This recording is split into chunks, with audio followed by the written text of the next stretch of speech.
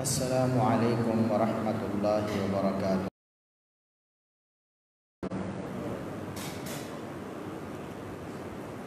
ان الحمد للہ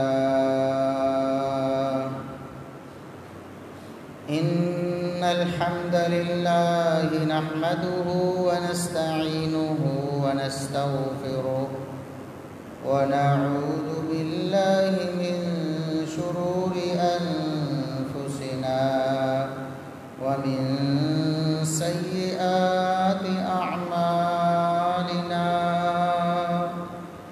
من يهده الله فلا مضل له ومن يضلل فلا هادي له أشهد أن لا إله إلا الله وحده لا شريك له وأشهد أن محمدًا عبده ورسوله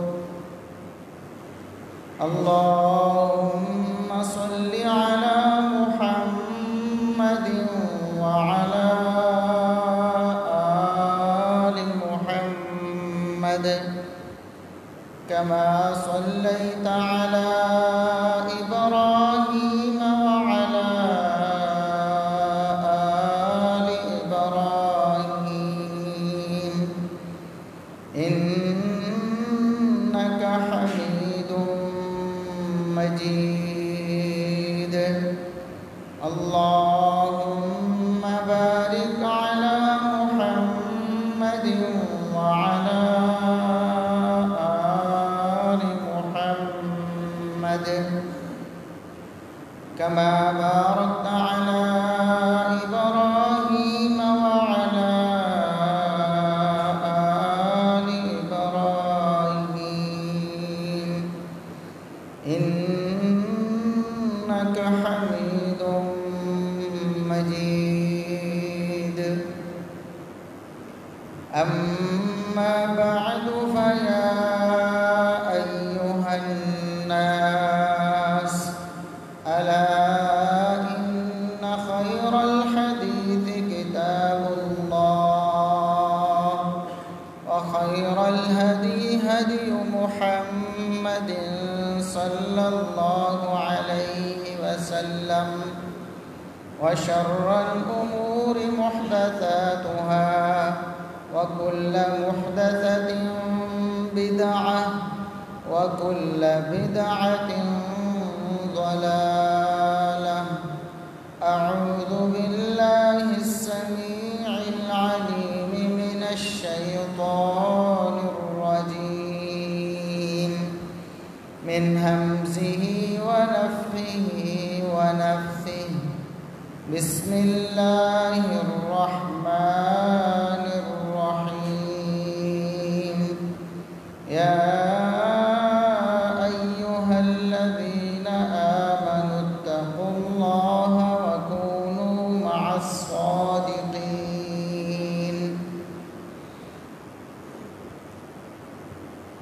انتہائی قابل احترام بزرگوں، عزیز نوجوان ساتھیوں، معززات و مکرمات اسلامی ماں اور بہنوں، ہر قسم کی حمد و ثنا، تعریف و تمجید، کبریائی، بڑائی، رفعت و عظمت اللہ رب العزت کے لیے جو پوری کائنات کا خالق و مالک ہے۔ بے شمار لا تعداد بے حد و حساب درود و سلام پیغمبر آخر الزماں، محسن انسانیت، محسن کائنات جناب محمد الرسول اللہ صلی اللہ علیہ وسلم کی ذات اقدس پر۔ گزشتہ خطبات میں یہ عرض کر رہا تھا کہ محرم الحرام کے مہینے میں بعض لوگ نبی کریم صلی اللہ علیہ وسلم کے اہل بیت پر طعن و تشنیع کرتے ہیں، اہل بیت کے والدین کو نعوذ باللہ ظالم غاصب قرار دیتے ہیں، اور نبی کریم صلی اللہ علیہ وسلم کے جانثاروں کو تختہ مشق بناتے ہیں۔ ایک بہت بڑی بات، ایک بہت بڑا مغالطہ، ایک بہت بڑا دھوکہ، ایک بہت بڑا فراڈ جو عوام کے ساتھ اس مہینے میں کیا جاتا ہے، وہ باغ فتق مقدمے کے حوالے سے ہے۔ باغ فتق کا مقدمہ کیا ہے، اس کو تفصیل کے ساتھ آج ہم دیکھیں گے کہ اصل میں حقیقت کیا ہے اور پروپیگنڈا کیا ہے۔ یہ جو کہا جاتا ہے کہ خلفائے راشدین نے، جو ہمارے خلفائے راشدین ہیں، وہ لوگ تو نعوذ باللہ ثم نعوذ باللہ ان کو مسلمان اور مومن ہی نہیں مانتے۔ حقیقت میں جو مومنوں کے خلفائے راشدین ہیں، ابو بکر و عمر و عثمان اور سیدنا علی بن ابی طالب رضی اللہ عنہ، اور اس کے بعد بھی نبی کریم صلی اللہ علیہ وسلم کے صحابہ میں سے اور بعد میں نیک لوگوں میں سے جو خلفائے راشدین ہیں، ہم سب کو احترام کی نگاہ سے دیکھتے ہیں، کیونکہ محمد الرسول اللہ صلی اللہ علیہ وسلم نے ان کے بارے میں یہ ارشاد فرمایا ہے، علیکم بسنتی وسنت الخلفاء الراشدین المہدیین۔ یہ جامع ترمذی وغیرہ میں بالکل صحیح حدیث ہے۔ فرمایا میری سنت اور میرے طریقے کو بھی لازم پکڑو، اور خلفائے راشدین مہدیین کے طریقے کو بھی لازم پکڑو۔ ہم سب خلفائے راشدین کا احترام کرتے ہیں، ان سے عقیدت اور محبت رکھتے ہیں، لیکن بعض لوگ جو اسلام کے نام لیوا ہیں، وہ خلفائے راشدین کو ظالم اور غاصب کہتے ہیں۔ وہ کہتے ہیں کہ نبی کریم صلی اللہ علیہ وسلم کی پیاری بیٹی سیدہ فاطمہ الزہرا رضی اللہ عنہا، ان کا حق مارا ہے خلفائے راشدین نے۔ وہ حق کیا تھا کہ نبی کریم صلی اللہ علیہ وسلم جب دنیا سے گئے، کچھ جائیداد، جس کو پراپرٹی کہتے، زمین کہہ لے، کچھ مال چھوڑ کے گئے۔ تو آپ صلی اللہ علیہ وسلم کے دنیا سے جانے کے بعد وہ مال ان کے وارثوں کا حق تھا، لیکن خلفائے راشدین نے وہ مال ان کے وارثوں کو نہیں دیا۔ یہ سارا مقدمہ ہے۔ اب وہ مال جو ہے وہ باغ فتق کی صورت میں بھی تھا، خیبر میں زمینیں تھیں، اور آپ صلی اللہ علیہ وسلم کے پاس جو بھی کچھ چھوڑا آپ نے، مقدمہ یہ ہے، اعتراض یہ ہے کہ ابو بکر و عمر و عثمان رضی اللہ عنہم نے وہ مال وارثوں کے سپرد نہیں کیا، بلکہ اپنے قبضے میں لیے رکھا۔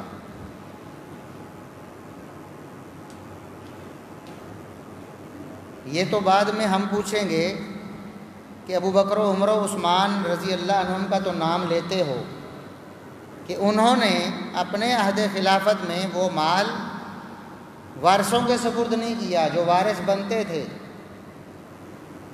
لیکن یہ کیوں نہیں بتاتے ہو کہ علی المرتضیٰ رضی اللہ عنہ نے بھی اپنے دور میں وہ مال وارثوں کے سپرد نہیں کیا؟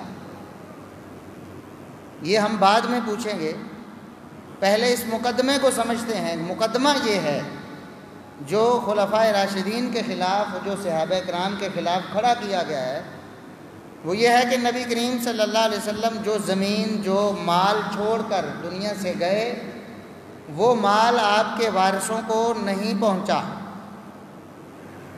دبا لیا گیا، غصب کر لیا گیا، چھین لیا گیا۔ یہ مقدمہ ہے، حالانکہ یہ مقدمہ سراسر دھوکے اور جھوٹ پر مبنی ہے۔ اس کی نہ کوئی قانونی حیثیت ہے، نہ کوئی شرعی حیثیت ہے۔ نبی کریم صلی اللہ علیہ وسلم جب دنیا سے گئے، دنیا سے جانے سے پہلے آپ صلی اللہ علیہ وسلم یہ فرما گئے کہ اِنَّا مَعَاشِرَ الْأَنْبِيَاءِ لَا نُورَثُ مَا تَرَكْنَا صَدَقَةً، ہم جتنے بھی انبیاء ہیں کبھی بھی ہم اپنا مال بطور وراثت چھوڑ کر نہیں جاتے ہیں۔ ہم دنیا سے چلے جائیں تو جو بھی ہم چھوڑیں وہ اللہ کی راہ میں صدقہ ہوتا ہے، وہ مال وارثوں کا مال نہیں ہوتا ہے۔ اب نبی کریم صلی اللہ علیہ وسلم کا یہ فرمان ہماری اہل سنت کی کتابوں میں بھی موجود ہے اور اہل تشیع اور روافض کی کتابوں میں بھی موجود ہے۔ اہل سنت بھی اس کو مانتے ہیں کہ آپ صلی اللہ علیہ وسلم نے یہ فرمایا ہے اور حق فرمایا ہے کہ انبیاء کی وراثت مال و دولت نہیں ہوتی، اور اہل تشیع کی بھی کتابیں معتبر ترین کتابیں اصول الکافی سے لے کر کلینی، جو اصول الکافی کا مصنف ہے، معتبر عالم اور علامہ ہے ان کا، کلینی سے لے کر خمینی تک موجودہ دور میں سب نے اس حدیث کو درج کیا ہے اپنی کتابوں میں، اور اس حدیث سے استدلال کیا ہے اور اس حدیث کو حسن اور صحیح قرار دیا ہے کہ نبی کریم صلی اللہ علیہ وسلم کا یہ فرمان برحق ہے۔ اب اس کے بعد پھر پروپیگنڈا اور جھوٹ اور دھوکہ کیوں ہے؟ یہ بات درست ہے کہ نبی کریم صلی اللہ علیہ وسلم جب دنیا سے گئے تو آپ صلی اللہ علیہ وسلم کی پیاری بیٹی سیدہ فاطمہ الزہرا رضی اللہ عنہا کو نبی پاک صلی اللہ علیہ وسلم کے اس فرمان کا علم نہیں تھا۔ جب آپ دنیا سے گئے تو انہوں نے پیغام بھیجا۔ سیدنا ابو بکر صدیق رضی اللہ عنہ جب خلیفہ بن گئے ان کے ہاں پیغام بھیجا۔ اب یہاں یہ بھی مسئلہ ہے، یہ لوگ کہتے ہیں کہ علی رضی اللہ عنہ خلیفہ بلا فصل ہیں، نبی کریم صلی اللہ علیہ وسلم کے فوری بعد علی کی خلافت ہے، نہ ابو بکر خلیفہ، نہ عمر خلیفہ، نہ عثمان خلیفہ ان کے بقول۔ تو ہم کہتے ہیں کہ تم سچے ہو یا سیدہ فاطمہ الزہرا رضی اللہ عنہا سچی ہیں۔ سیدہ نے پیغام بھجوایا خلیفہ وقت کے پاس، وراثت باپ کی ہے، نبی کی ہے، وارث بننے والی بیٹی ہے اور دیگر ورثہ ہیں جن کا تذکرہ آج بھی آنے والا ہے۔ اتنا بڑا دھوکہ، اتنا بڑا جھوٹ۔ آپ ان سے پوچھیں کہ کیا نبی صلی اللہ علیہ وسلم جب دنیا سے گئے تو کیا صرف بیٹی وارث تھی؟ تمہیں شرم نہیں آتی دھوکہ دیتے ہوئے، لوگوں کے ایمانوں کو برباد کرتے ہوئے حیا نہیں آتی؟ بتاتے کیوں نہیں کہ نبی جب دنیا سے گئے تو کتنے وارث آپ کے زندہ تھے؟ اگر تو صرف بیٹی وارث تھی، تمہارا مقدمہ سچا، ہم ماننے کے لیے تیار ہیں، باوجود کہ نبی پاک صلی اللہ علیہ وسلم یہ فرما گئے ہیں کہ انبیاء کی وراثت نہیں ہوتی، لیکن ہم پھر بھی کہتے ہیں کہ اگر یہ ثابت ہو جائے کہ جب نبی دنیا سے گئے تو صرف بیٹی وارث تھی، ہم تب بھی تمہاری بات ماننے کے لیے تیار ہیں۔ نبی کریم صلی اللہ علیہ وسلم دنیا سے گئے، آپ کی بیٹی کے علاوہ بھی آپ کے وارث تھے، تو آپ کی بیٹی سیدہ فاطمہ الزہرا رضی اللہ عنہا کو علم نہیں تھا کہ میرے والد گرامی یہ فرما کر گئے ہیں۔ انہوں نے پیغام بھیجا سیدنا ابو بکر صدیق رضی اللہ عنہ کے پاس کہ میں بیٹی ہوں تو نبی کی وراثت میں جو میرا حصہ آتا ہے وہ دے دیں۔ یہ نہیں کہا کہ میں اکیلی وارث ہوں، سارا مال مجھے دے دیا جائے، بالکل نہیں کہا۔ مطالبہ یہ کیا ہے کہ وارثوں میں سے میں بھی ایک وارث ہوں، جو میرا حق بنتا ہے وہ مجھے دے۔ تو سیدنا ابو بکر صدیق رضی اللہ عنہ نے جو الفاظ ارشاد فرمائے وہ اہل سنت کی کتابوں میں بھی موجود ہیں، اہل تشیع کی کتابوں میں بھی موجود ہیں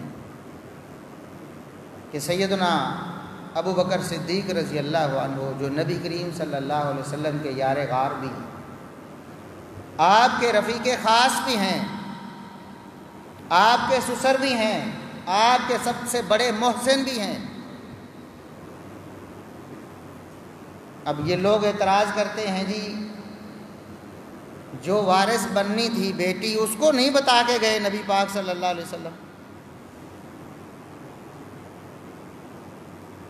جو وارث بننی تھی اس کو نہیں بتا کے گئے،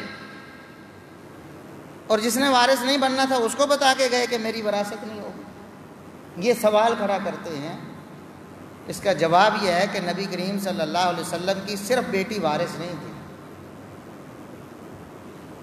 اور بھی تو وارث تھے نا، ان کے بارے میں کیوں نہیں سوچتے کہ ان کو کیوں نہ بتا کے گئے؟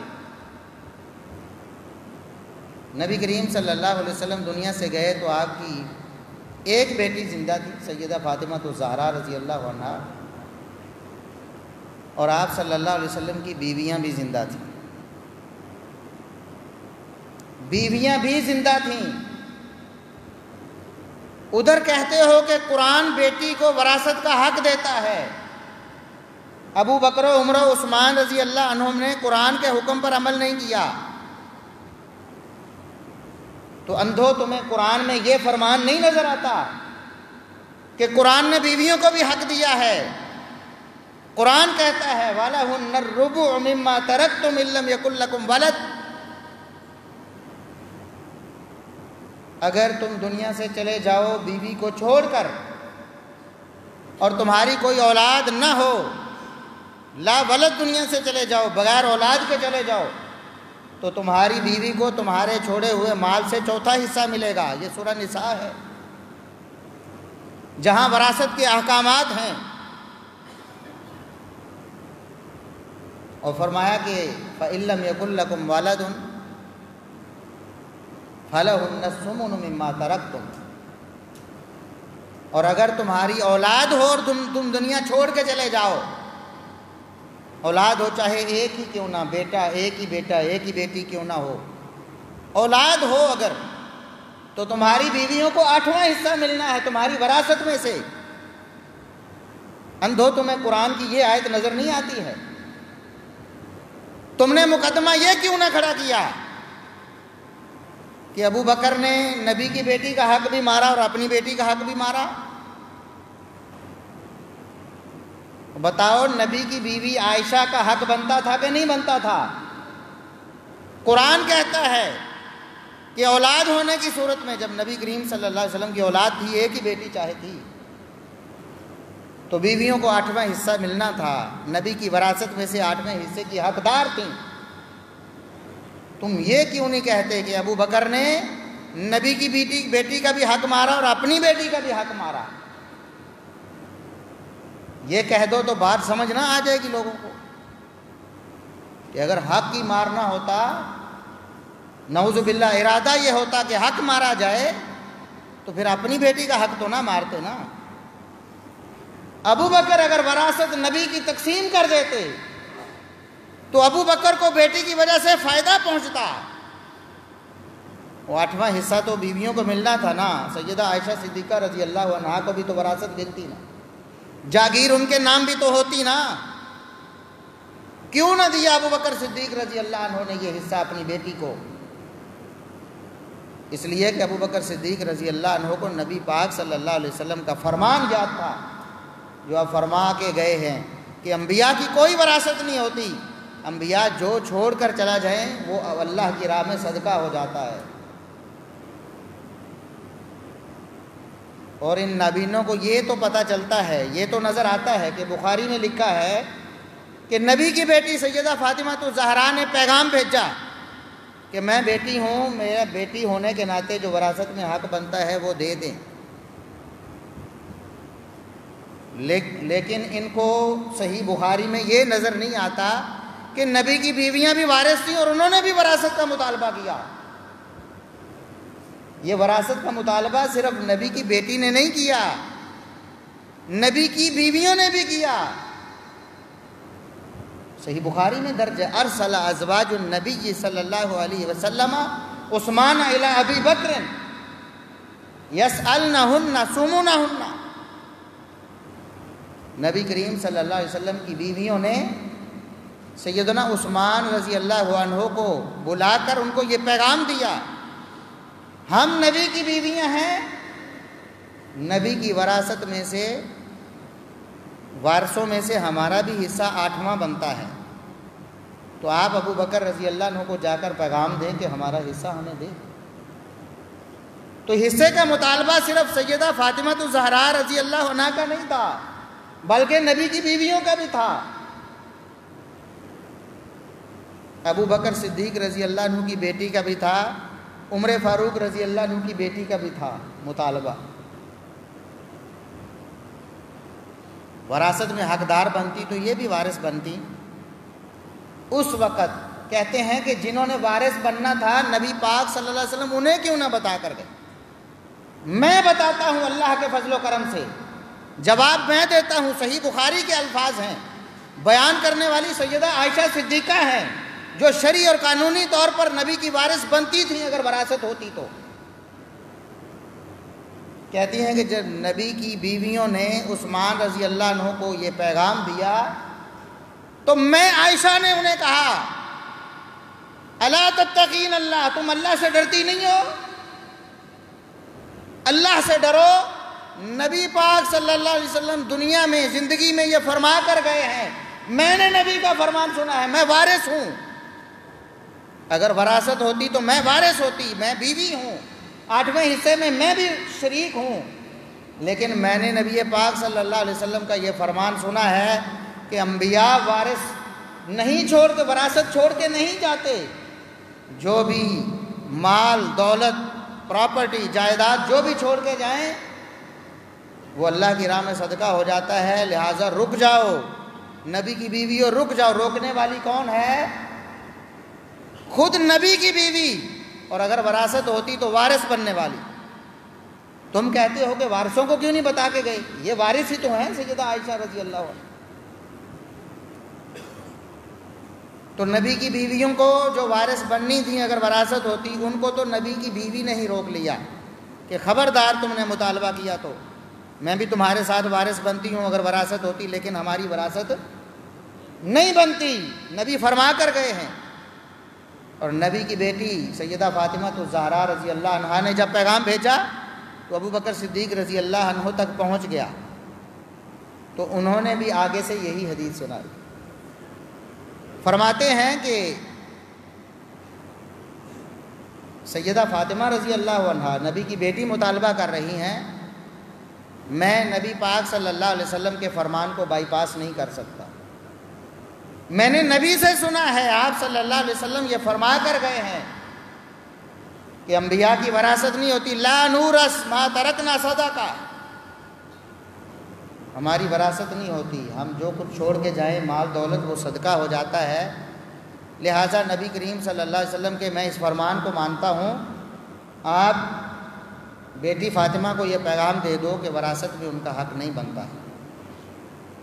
لو اتنی بات ہے، اس سے زیادہ کچھ نہیں ہے، باقی سارا کچھ زیب داستان ہے، پروپیگنڈا ہے، جھوٹ ہے، دھوکہ ہے، فراڈ ہے۔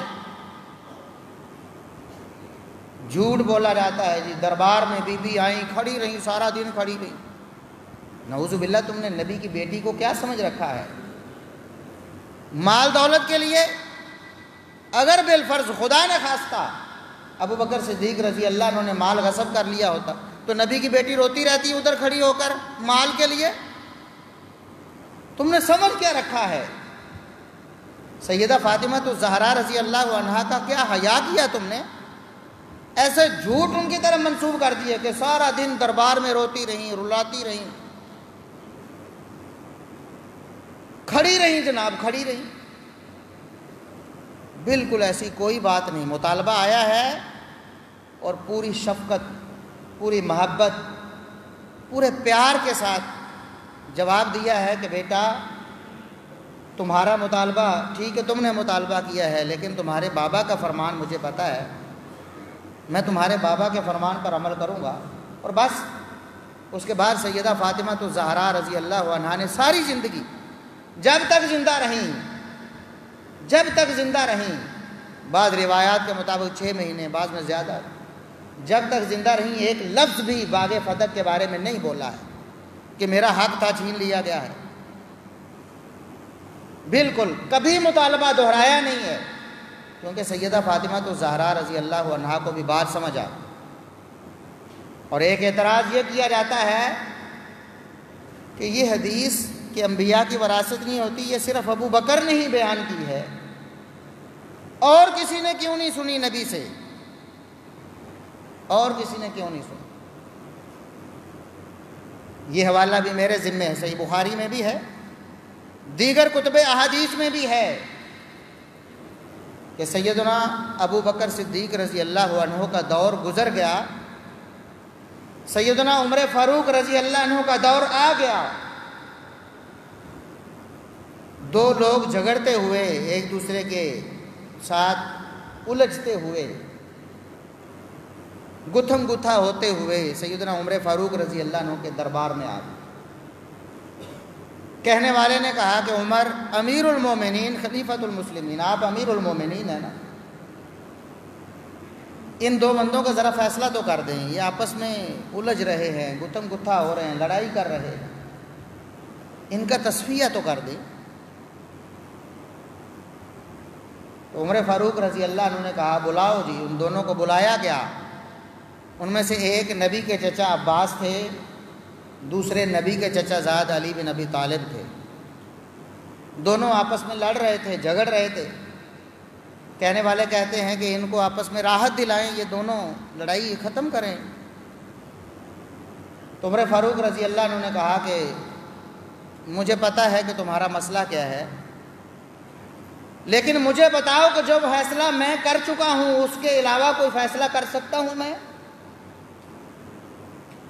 تم دونوں میرے پاس آئے تھے، ایک نبی کے چچا زاد ہیں علی رضی اللہ عنہ، داماد بھی ہیں، دوسرے نبی کے چچا ہیں عباس رضی اللہ عنہ، تم دونوں آئے تھے میرے پاس اور تم نے کہا کہ نبی کریم صلی اللہ علیہ وسلم جو چھوڑ کر گئے ہیں، جو آپ کا مال ہے وہ آپ کے زیر انتظام ہے، وہ ہمارے زیر انتظام کر دیں۔ وراثتاً نہیں، وراثت تو بن نہیں سکتی تھی، کیوں نہیں بن سکتی تھی؟ یہ علی رضی اللہ عنہ بھی مانتے تھے، عباس رضی اللہ عنہ بھی مانتے تھے۔ اسی روایت میں، اسی حدیث میں، آگے واقعے میں آپ کو سمجھ آ جائے۔ عمر فاروق رضی اللہ عنہ نے فرمایا کہ تم نے کہا کہ ہمیں دے دیں، تو میں نے کہا کہ جس طرح اس کا ٹرسٹی میں ہوں تم بن جاؤ، ٹرسٹ کے طور پر میں نے سنبھالا ہوا ہے، میں اس میں سے تو کچھ نہیں کھاتا، جو بھی اس میں سے مال آتا ہے وہ نبی کریم صلی اللہ علیہ وسلم کے گھر والوں پر خرچ کرنے کے بعد جو بچ جاتا ہے وہ بیت المال میں غریبوں یتیموں مسکینوں کو دے دیا جاتا ہے۔ میں تو نظام ہی سنبھالے ہوئے ہوں نا، نہ میں وارث ہوں نہ آپ وارث بن سکتے ہیں، تو اگر آپ کہتے ہیں تو نظام آپ کو دے دیتا ہوں، آپ کا مطالبہ ہے آپ نظام سنبھال لو، اسی طرح کرو جس طرح نبی کرتے تھے، اپنے دور میں اپنے گھر والوں کا خرچہ نکالنے کے بعد سارا کچھ صدقہ کر دیتے تھے، اسی طرح کرو جس طرح ابو بکر کرتے تھے نبی کے بعد، کہ سارا مال جو آتا تھا اس میں سے گھر والوں کا خرچہ نکالنے کے بعد صدقہ کر دیتے، اسی طرح کرو جس طرح میں کرتا رہا ہوں ابھی تک، کہ وہاں سے جو بھی مال آتا نبی کے گھر والوں کا خرچہ نکال کے باقی کچھ صدقہ کر دیتا ہوں۔ اگر یہ کرنا ہے تو ٹھیک ہے، میں کروں آپ کرو، کیا فرق پڑتا ہے؟ انہوں نے کہا ٹھیک ہے جی، ہم کرنے کے لیے تیار ہیں۔ دونوں ایک ہی بات کہہ رہے تھے، علی رضی اللہ عنہ بھی، عباس رضی اللہ عنہ بھی، کہ ہم نظام سنبھالنے کے لیے تیار ہیں، چلے ہم نظام سنبھال دیں۔ تو عمر رضی اللہ عنہ فرماتے میں نے نظام تم دونوں کے سپرد کر دیا، اور آج تم دونوں پھر لڑائی کر کے میرے پاس آ رہے ہو فیصلہ کروانے کے لیے۔ افتلتمسانی منی قضاء غیر ذلک، بتاؤ کیا اس کے علاوہ کوئی فیصلہ کر سکتا ہوں میں؟ میرے اختیار میں کوئی اور فیصلہ ہے اس کے علاوہ؟ یا شریعت مجھے کسی اور فیصلے کی اجازت دیتی ہے؟ نہیں دیتی نا، میں تو یہی کر سکتا تھا۔ اب اگر اچھا لڑائی کس وجہ سے ہوئی کہ دونوں برابر کے ٹرسٹی تھے، دونوں کے معاملے مطلب دونوں انتظام سنبھالتے تھے، لیکن بعد میں سیدنا علی رضی اللہ عنہ نے ٹیک اوور کر لیا، کہا کہ میں ہی سنبھالتا ہوں، آپ سائیڈ پہ ہو جائیں۔ تو عباس رضی اللہ عنہ کو یہ بات بری لگی، اس بات پہ ان کا آپس میں اختلاف ہوا، وہ سیدنا امیر مومنین عمر ابن خطاب رضی اللہ عنہ کے پاس آ گئے۔ تو انہوں نے کہا کہ بتاؤ، جب نبی پاک صلی اللہ علیہ وسلم دنیا سے گئے اس وقت صحابہ کرام اور بھی موجود ہیں، عبد الرحمن بن عوف رضی اللہ عنہ بھی موجود، عثمان بن عفان رضی اللہ عنہ بھی موجود، اور بھی صحابہ، سب کو مخاطب کر کے فرمایا بتاؤ کیا تمہیں پتہ اتعلمون، کیا تمہیں یہ بات علم میں نہیں ہے کہ رسول اللہ صلی اللہ علیہ وسلم نے یہ فرمایا تھا کہ ہم انبیاء کی وراثت نہیں ہوتی، ہم جو کچھ چھوڑ کے جائیں صدقہ ہوتا ہے۔ سب سے پوچھا، جس میں علی رضی اللہ عنہ بھی شامل ہیں، عباس رضی اللہ عنہ بھی شامل ہیں، سب نے بیک زبان یہ جواب دیا بالکل ہمیں معلوم ہے کہ رسول اللہ صلی اللہ علیہ وسلم یہ فرما کر گئے ہیں۔ بات تو اتنی سب سے جو پوچھ لیا، لیکن عمر بن خطاب رضی اللہ عنہ نے قیامت تک کے لیے رافضیوں کی خباثت کے مہر لگا دی۔ دوبارہ سے پوچھا، صرف علی رضی اللہ عنہ کو مخاطب کر کے اور عباس رضی اللہ عنہ کو مخاطب کر کے، جو نبی صلی اللہ علیہ وسلم کے قریبی رشتہ دار ہیں، دونوں کو الگ سے مخاطب کیا۔ فرمایا اتعلمان ذالک، علی تم بھی بتاؤ، عباس تم بھی بتاؤ، کیا تمہارے علم میں نہیں ہے کہ رسول اللہ صلی اللہ علیہ وسلم یہ فرما کر گئے کہ ہم جو کچھ چھوڑ کے جائیں وہ صدقہ ہوتا ہے، وراثت نہیں بنتا، بتاؤ تمہارے علم میں ہے کہ نہیں؟ اسپیشل پوچھا، اور دونوں نے پھر دوبارہ اسپیشل جواب دیا، قد قال ذالک، ہمیں یہ بات معلوم ہے کہ نبی اکرم صلی اللہ علیہ وسلم یہ فرما کر گئے انبیاء کی وراثت نہیں ہوتی، انبیاء جو کچھ چھوڑ کے جائیں وہ اللہ کی راہ میں صدقہ ہوتا ہے۔ کون ہے نبی سے بیان کر؟ کہتے ہیں کہ صرف ابو بکر کو پتہ تھی۔ ابو بکر تو وارث نہیں بنتے تھے، ان کی بیٹی وارث بنتی تھی، اس کو پتہ تھا کہ نبی یہ فرما کر گئے ہیں۔ علی رضی اللہ عنہ نبی کے داماد ہیں، ان کی بیوی وارث بنتی تھی، علی کو بتا کر گئے رسول اللہ صلی اللہ علیہ وسلم، اور علی رضی اللہ عنہ عمر فاروق رضی اللہ عنہ کے دور میں اقرار کر رہے ہیں مجھے پتہ ہے کہ نبی یہ فرما کر گئے۔ نبی کے چچا عباس رضی اللہ عنہ وہ عمر فاروق رضی اللہ عنہ کے دور میں یہ اقرار کر رہے ہیں، اللہ کی قسم مجھے پتہ ہے کہ رسول اللہ صلی اللہ علیہ وسلم یہ فرما کر گئے۔ اچھا اب ہم آگے چلتے ہیں، چلو بالفرض یہ جھوٹ مان لیتے ہیں، ابو بکر و عمر و عثمان رضی اللہ عنہ نے تو یہ حق چھین لیا، وارثوں کے پاس جانے نہیں دیا۔ اس کے بعد پھر کیا ہوا؟ چوتھا دور کس کا آیا؟ علی بن ابی طالب رضی اللہ عنہ کا، چوتھے خلیفہ راشد، نبی پاک صلی اللہ علیہ وسلم کے داماد، آپ کی بیٹی سیدہ فاطمہ رضی اللہ عنہا کے خامند، حسن و حسین رضی اللہ عنہما کے والد۔ سیدہ فاطمہ رضی اللہ عنہا تو فوت ہو چکی تھی، حسن و حسین رضی اللہ عنہما تو زندہ تھے، اور بیٹی ام کلثوم بھی زندہ تھی، جس کا نکاح خود علی رضی اللہ عنہ نے عمر بن خطاب رضی اللہ عنہ سے کیا تھا۔ یہ بھی ہماری اہل سنت کی معتبر کتابوں میں بھی، اہل تشیع کی معتبر کتابوں میں بھی یہ موجود ہے کہ خود علی رضی اللہ عنہ نے اپنی بیٹی ام کلثوم کا نکاح سیدنا عمر بن خطاب رضی اللہ عنہ سے کیا۔ جو ظالم ہو، غاصب ہو، منافق ہو، نعوذ باللہ، تم انہیں رشتہ دینے کے لیے تیار نہیں، تمہاری غیرت کیا کہتی ہے کہ علی بن ابی طالب رضی اللہ عنہ نے اپنی بیٹی کا رشتہ دے دیا ہوگا؟ کس لیے دیا؟ اس لیے کہ ان کی نظر میں سب سے پاک باز تھے، اپنی بیٹی کے حق میں سب سے اچھے تھے، عمر بن خطاب سے اچھا کوئی نہیں نظر آیا انہیں، تو اپنی بیٹی کا نکاح عمر بن خطاب رضی اللہ عنہ سے کر۔ بچے تو زندہ تھے نا، تو کیا حق بنتا تھا؟ قرآن کا حکم اگر یہ تھا کہ انبیاء بھی وراثت چھوڑ کے جاتے ہیں، انبیاء کے وارثوں کو بھی مال ملنا چاہیے، تو علی رضی اللہ عنہ کا کیا فرض بنتا تھا؟ خلافت سنبھالتے ہی پہلے قرآن کے اس حکم پر عمل کرتے کہ چلو پہلوں نے تو دبا لی تھی، اب میرے پاس تو آ گئی، حالانکہ میں بتا چکا ہوں پہلے بھی انہی کے پاس تھی، عمر فاروق رضی اللہ عنہ کے دور میں ہی ان کے پاس آ گئی تھی۔ صحیح بخاری کے الفاظ ہیں کہ یہ صدقہ جو تھا، وراثت نہیں، صدقہ، یہ مال صدقے کا جو رسول اللہ صلی اللہ علیہ وسلم کا صدقہ بنا آپ کی وفات کے بعد، یہ سیدنا علی رضی اللہ عنہ کے پاس گیا عمر فاروق کے دور میں، عثمان غنی کے دور میں انہی کے پاس رہا، اس کے بعد اپنے دور میں بھی اپنے پاس رہا۔ پھر جب علی رضی اللہ عنہ شہید ہو گئے، ان کے بیٹے بڑے بیٹے حسن بن علی رضی اللہ عنہ کے پاس رہا۔ پھر جب حسن رضی اللہ عنہ فوت ہو گئے تو ان کے چھوٹے بھائی حسین رضی اللہ عنہ کے پاس رہا۔ جب حسین رضی اللہ عنہ شہید ہو گئے تو ان کے بیٹے علی بن الحسین زین العابدین کے پاس رہا، اور ان کے ساتھ حسن رضی اللہ عنہ کے دوسرے بیٹے حسن، جن کا نام بھی حسن ہی تھا، حسن بن حسن، ان کے پاس رہا۔ یہ جب دونوں دنیا سے چلے گئے، ان کے بعد زید بن حسن بن علی کے پاس رہا۔ کئی پشتوں تک تو علی رضی اللہ عنہ کی آل میں یہ مال رہا، انہوں نے کیوں نہ وراثت کے طور پر تقسیم کر دیا؟ بتاؤ نا، تمہارے پاس جواب کیا ہے؟ یہ باغ فتح کا مقدمہ ہے جو نرا جھوٹ پر مبنی، جھوٹ ہی جھوٹ ہے، اول سے لے کر آخر تک جھوٹ ہے۔ اور پھر مزے کی بات یہ ہے کہ جو کہتے ہیں نا جی ابو بکر و عمر و عثمان رضی اللہ عنہم نے نبی کی بیٹی کا حق مارا ہے، عورت خاتون جنت کو ان کا حق نہیں دیا، ان کے اپنے مذہب میں خاتون کا وراثت میں منقولہ جائیداد میں، غیر منقولہ جائیداد میں کوئی حصہ نہیں۔ باغ فتح کیا تھا؟ غیر منقولہ جائیداد، زمین تھی نا، زمین تھی۔ ان کے مذہب کے مطابق الکافی سے لے کر، الکافی معتبر ترین کتاب ہے اہل تشیع کی، شیعہ مذہب کی، اس میں بھی یہ باب باندھا گیا، اسپیشل باب، مستقل باب باندھا گیا، النساء لا یرثن من الارض شیئا، عورتوں کا زمین میں کوئی حصہ وراثت کا نہیں ہوتا۔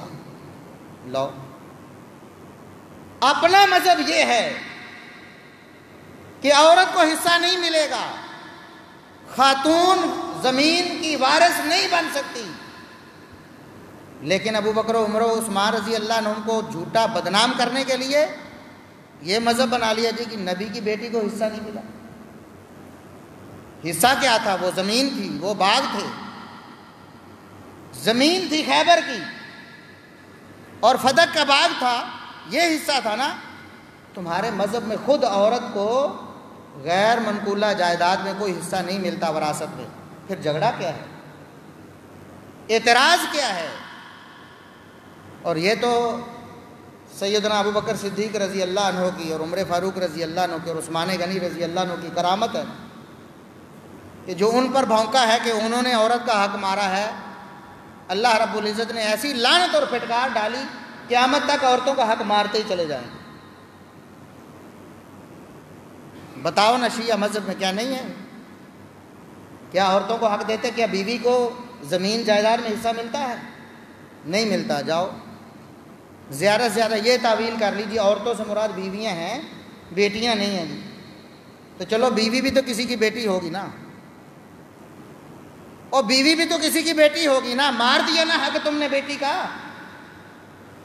اور الزام لگایا تھا ابو بکر و عمر و عثمان رضی اللہ عنہم پر۔ یہ اللہ رب العزت کے فیصلے ہیں کہ جو نبی کے پیاروں کو بدنام کرتا ہے حقیقت میں دنیا میں رسوا ہو کر رہتا ہے۔ یہ باغ فتح کا مقدمہ ہے، اس لیے جھوٹی داستانوں سے کبھی خوف زدہ نہ ہو، پریشان نہ ہو ان کو سن کر۔ جھوٹ ہی جھوٹ ہے ان کے پاس، سچائی ایک ذرا برابر بھی نہیں۔